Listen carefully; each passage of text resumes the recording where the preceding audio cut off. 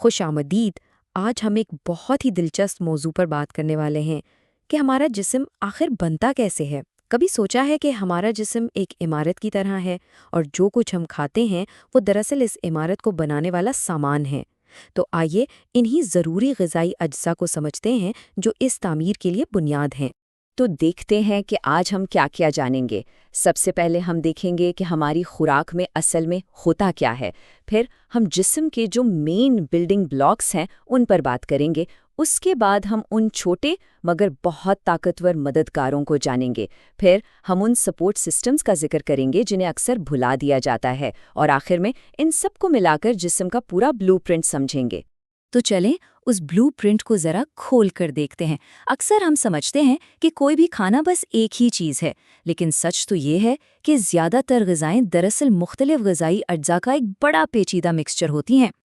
اچھا، کبھی یہ سوچا ہے کہ روٹی کے ایک عام سے سلائس میں اصل میں کیا کچھ ہوتا ہے؟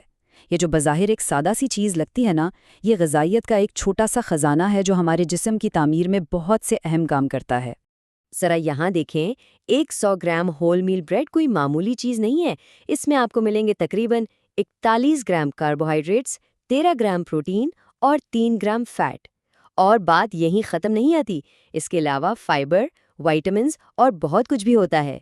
تو یہ ایک بہترین مثال ہے کہ ایک ہی غذا میں کتنی قسم کے نیوٹرینٹس چھپے ہوتے ہیں۔ چلیں اب بات کرتے ہیں ان بڑے اور اہم بلڈنگ بلاکس کی جو جسم کو توانائی، سٹوریج اور اصل ڈھانچہ فراہم کرتے ہیں۔ انہیں میکرو نیوٹرینٹس بھی کہتے ہیں، اور یہ ہیں کاربوہائیڈریٹس، لپڈز اور پروٹینز۔ سب سے پہلے آتے ہیں کاربوہائیڈریٹس۔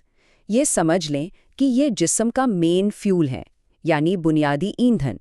ہم جو بھی کرتے ہیں، بھاگنا، دوڑنا، یہاں تک کہ سوچنا بھی، ان سب کاموں کے لیے زیادہ تر توانائی یہیں سے آتی ہے۔ تو یہ ملتے کہاں سے ہیں؟ عام طور پر روٹی، پاستا، آلو جیسی چیزوں میں یہ بہت ہوتے ہیں، اور ہاں، پھلوں اور سبزیوں جیسی میٹھی چیزوں میں بھی یہ کافی مقدار میں پائے جاتے ہیں۔ اچھا، اگلا نمبر ہے لپڈز کا۔ یہ فیٹس اور آئلز یعنی چربی اور تیل دونوں کے لیے استعمال ہونے والا ایک سائنسی نام ہے۔ ان کا سب سے بڑا کام ہے لمبے عرصے کے لیے توانائی کو جسم میں محفوظ کرنا۔ یہاں ایک بڑی دلچسپ بات ہے، فیٹس اور آئلز میں فرق کیا ہے؟ تو دیکھیں، فیٹس وہ لپڈز ہیں جو عام درجہ حرارت پر ٹھوس ہوتے ہیں، جیسے مکھن، جبکہ آئلز مائع یعنی لیکوڈ ہوتے ہیں، جیسے زیتون کا تیل۔ ہے نا مزے کی بات؟ دونوں ہیں لپڈز، بس حالت کا فرق ہے۔ توانائی کو سٹور کرنے کے علاوہ بھی لپڈز کے بہت اہم کام ہیں۔ یہ جسم کو گرم رکھنے میں مدد کرتے ہیں اور ہمارے اندرونی اعضاء کو ایک کشن کی طرح محفوظ رکھتے ہیں۔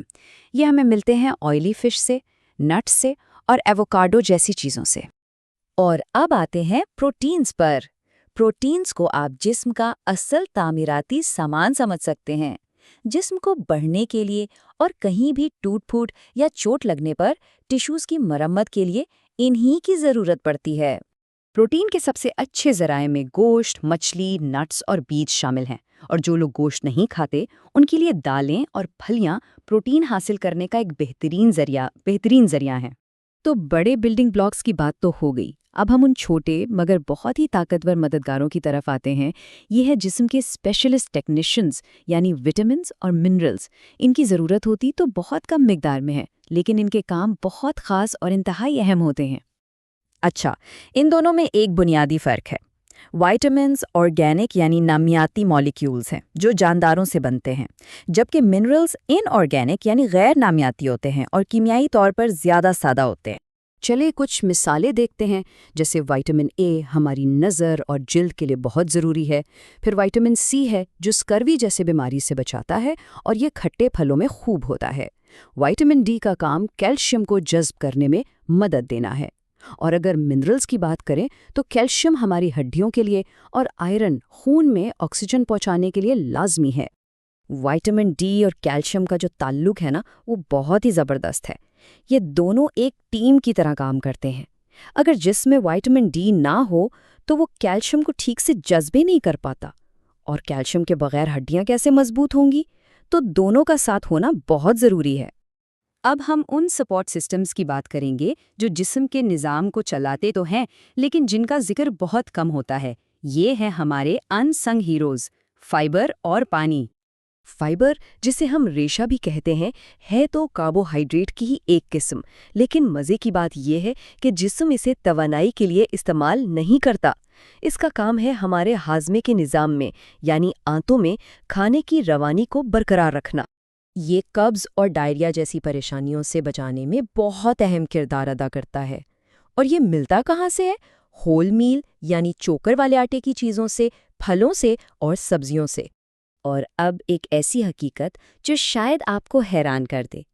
इंसानी जिस्म का तकरीबन 70% हिस्सा पानी है। जी हाँ, 70%। तो पानी इतना ज़रूरी क्यों है? क्योंकि जिस्म के अंदर जितने भी केमिकल रिएक्शंस हो रहे हैं, उन सब के लिए पानी चाहिए। और चूंकि सांस लेने से, पसीने से और पेशाब के ज़रिए पानी मुसलसल जिस्म से निकलता रहता है, इसलिए इसकी कमी को पूरा करना बेहद ज़रूरी है। तो अब आखिर में आइए इन तमाम अलग अलग टुकड़ों को जोड़ते हैं और देखते हैं कि ये सब मिलकर जिस्म का मुकम्मल ब्लूप्रिंट कैसे बनाते हैं। तो इस सारी बात का खुलासा ये है कि एक मुतवाज़न ग़िज़ा दरअसल एक मुकम्मल ब्लूप्रिंट है। इसमें जिस्म की तामीर के लिए ईंधन भी है, तामीराती सामान भी, ख़ास औज़ार भी हैं और पूरा इंफ्रास्ट्रक्चर भी, सब कुछ। तो अगली बार जब खाने की प्लेट सामने आए तो एक लम्हे के लिए खुद से ये सवाल ज़रूर कीजिएगा, क्या ये खाना मेरे जिस्म के लिए एक मुतवाज़िन ब्लूप्रिंट फराहम कर रहा है?